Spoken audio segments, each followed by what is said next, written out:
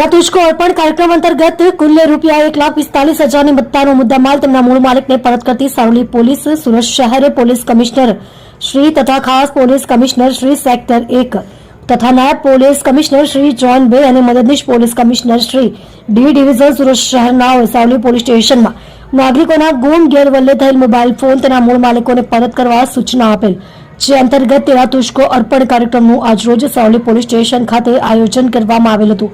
જે કાર્યક્રમમાં Saroli police station દ્વારા લોકોના ગુમ ગેરવલ્લે થયેલ મોબાઈલ ફોન નંગ 10 જેની કિંમત રૂપિયા 1,45,000ની મત્તાનો મુદ્દામાલ અરજદારો મૂળ માલિકોને પરત કરી પ્રશંસનીય કામગીરી કરવામાં આવેલ છે।